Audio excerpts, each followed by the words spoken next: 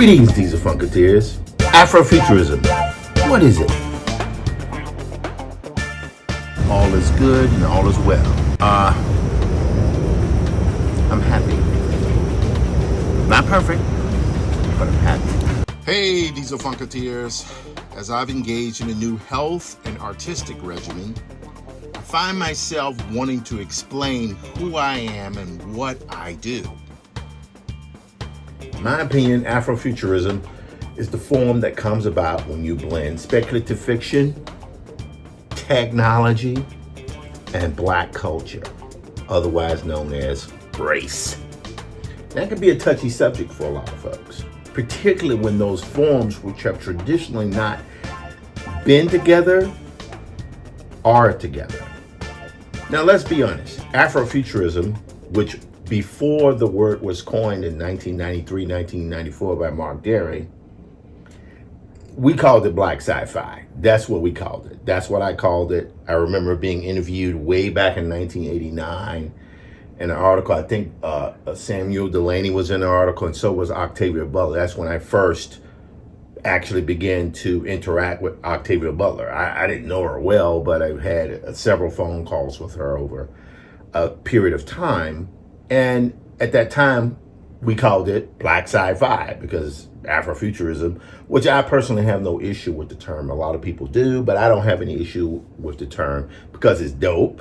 And one, like everything we do, we take phrases, black folks take phrases, black culture takes phrases, we mix them together, and black folks create something new. And that's all that Afrofuturism is. But the form of what it is has been around for many, many, many years.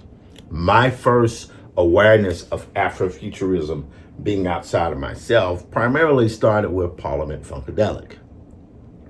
George Clinton, Bootsy Collins, Maggot Brain, Pedro Bell, knew who that was years back in his 70s when he was doing the, Sir No's Devoid of Funk, the album covers, and then Overton Lloyd.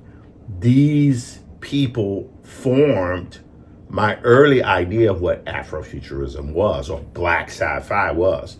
Mix that in with a little bit of the work of Shusei Naguaka, who I'm sure I'm butchering his name, but he's the guy who did all of the Earth, Wind, and Fire covers. Pretty amazing stuff. So I grew up with that. You're looking at the 8-track tape and it has the painting on there. You're looking at the album cover and it's like space age pyramids with sphinx heads and rocket ships going into it. That stuff had a tremendous effect on me. So I grew up like that. Then Star Wars came out. And when Star Wars came out, that blew my mind. It was like, oh my God, it's not just Flash Gordon. It's Flash Gordon with a lived-in future. So I was pretty amazed.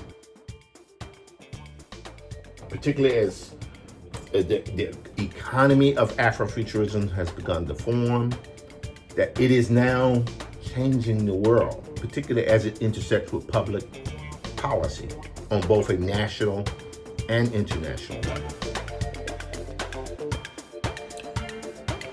One of the things I've experienced now is I've had to begin to expand what my opinion of what Afrofuturism is. Afrofuturism can be applied to housing law, politics, fashion, anything out there, as well as my first love, graphic novels and animation.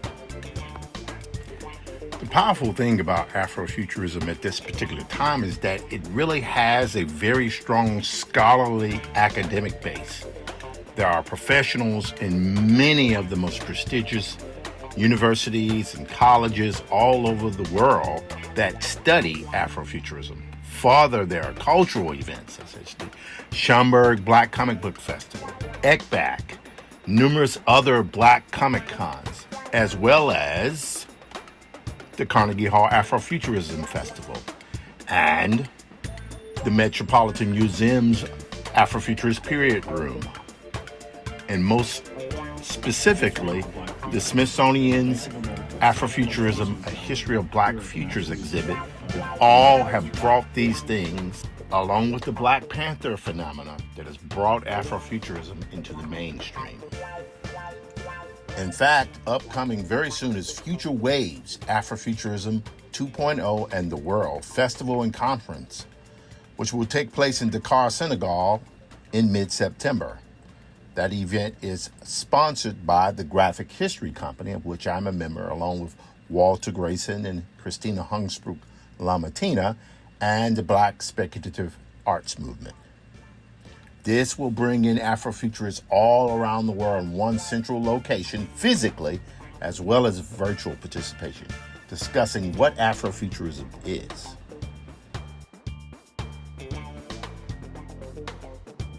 And so now, here I am, considered, one of the players in the Afrofuturist scene. And I've been doing it for decades. And I'm proud to say that I'm able to tell my stories. I'm proud of Infinitum, an Afrofuturist tale. That book almost killed me. Most of my books almost killed me. But that one was very important because I wanted to do a story that was big, that was epic, that featured people that looked like people of color, that had agency, that wasn't killed the first few seconds of a movie or a story or killed right at the end. I didn't want that. I am so proud to actually be associated with that form. It's something I never thought would happen. In fact, when the Smithsonian show Afrofuturism, A History of Black Futures came about, and I was included in that show, it was a major moment for me. It was a moment in which all of that work I had done for decades in obscurity was now visible.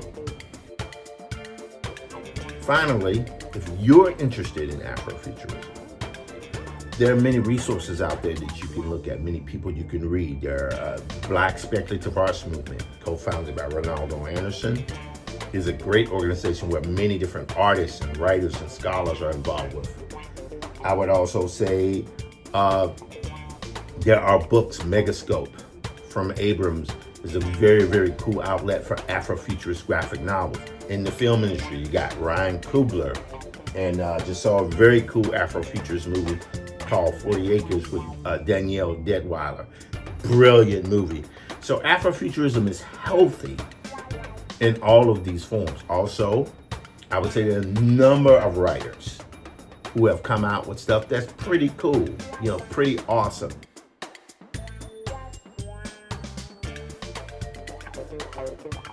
Now, I came to New York City. I never lived in a large city. Well, I lived in Atlanta for a brief period of time with my parents. But when I came to New York way back in 1987, basically to study cartooning at the School of Visual Arts, I was only there for one semester, but then I was involved with the Black alternative arts community.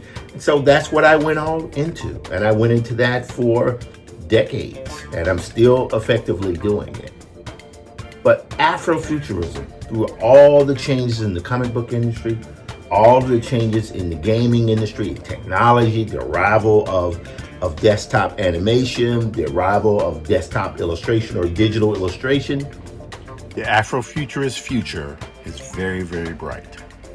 So now, there's so much more work for me left to do. As long as I maintain my health, I would have to say that it's nice to be recognized.